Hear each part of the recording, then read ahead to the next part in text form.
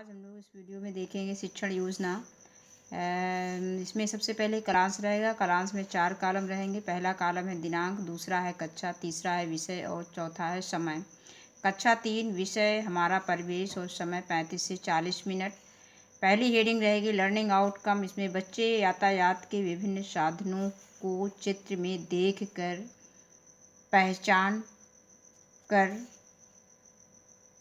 उनको उन साधनों का नाम बताते हैं।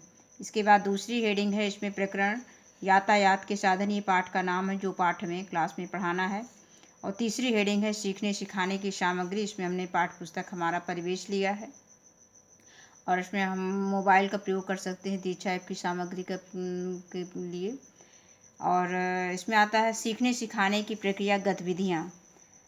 इसमें भी 4 कॉलम रहेंगे। पहला कॉलम है क्रम संख्या, दूसरा है चरण, तीसरा है समय और चौथा है आकलन के तरीके।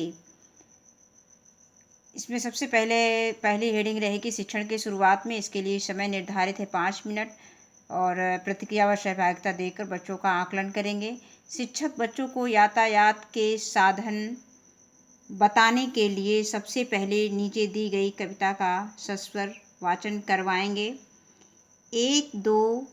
एक दो रेलगाड़ी देखो पटरियों पर चल रही है, लेकर अपने मुसाफिरों को। 3 4 देखो देखो मोटर कार चल रही है सड़क पर, पहिए हैं गोल 4। 5 6 मिलो जहाज से, तैर रहा है समंदर पर, गहरे पानी में। 7 8 विमान को दिखाओ अपना हाथ। इसके आगे है आसमान में उड़ रहा है परिंदों के साथ। 9 10 ले जा रही है बस मुसाफिरों को दूर पास। इसके बाद अगली हेडिंग आती है शिक्षण के बीच में। इसके लिए समय निर्धारित है 20 से 25 मिनट। सहभागिता व प्रतिक्रिया देकर बच्चों का आकलन करेंगे। हम लोग जिन वाहनों से एक स्थान से दूसरे स्थान या एक जगह से दूसरी जगह पर जाते हैं उन्हें क्या कहते हैं? यातायात के साधन कहते हैं। शिक्षक बच्चों को पाठ में बने चित्रों का अवलोकन कराते हुए विषय वस्तु पर चर्चा करेंगे और चित्र देखकर बच्चों से निम्न बिंदुओं पर अपने विचार व्यक्त करने को कहेंगे। यानी बच्चे पुस्तक में चित्र देखेंगे और उस पर अपना विचार व्यक्त करेंगे, उस पर कुछ बातचीत करेंगे। इसके बाद इसमें जो पुस्तक पे चित्र बना हुआ है, ये कौन कौन से बिंदु हैं जिन पर बच्चों को अपने विचार व्यक्त करना है या शिक्षक को उनके विषय में बच्चों को बताना है। चित्र में कौन कौन से वाहन दिखाई दे रहे हैं, ये बच्चों से पूछेंगे। इनमें इंजन से चलने वाले वाहन कौन कौन से हैं? कौन कौन से वाहन तुम्हारे गांव में भी हैं? मतलब चित्र में कौन ऐसे वाहन हैं जो तुम्हारे गांव में हैं और तुम्हारे गांव में कौन से वाहन हैं जो इस चित्र में नहीं दिखाए गए हैं। यानी जो पुस्तक में चित्र बना हुआ है उसमें ऐसे कौन से वाहन हैं जो तुम्हारे गांव में नहीं हैं।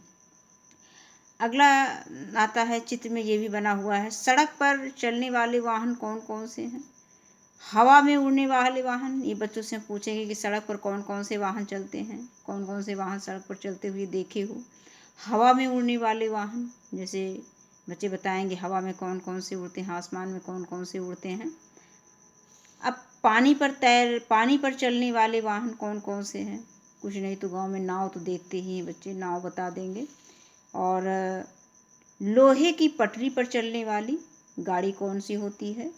इसके बाद है सामान ढोने वाले वाहन, कौन कौन से ऐसे वाहन हैं जिनके बारे में तुम जानते हो जो सामान ढोने का काम करते हैं।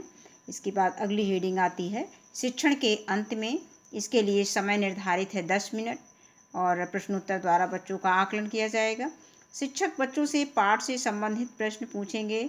जैसे हमने इसमें कुछ प्रश्न लिया है, ट्रैक्टर किस किस काम आता है। गांव में बच्चे ट्रैक्टर देखते हैं, सभी बच्चे ट्रैक्टर से परिचित होते हैं, तो उनसे हम पूछेंगे कि ट्रैक्टर किस किस काम आता है।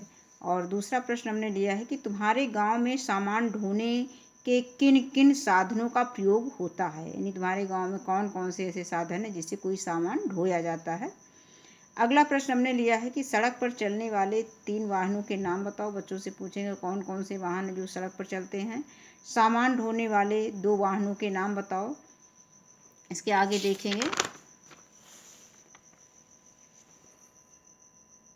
अगला प्रश्न है, हवा में उड़ने वाले 2 वाहन के नाम बताओ। और इसके बाद अगला प्रश्न है, लोहे की पट्टी पर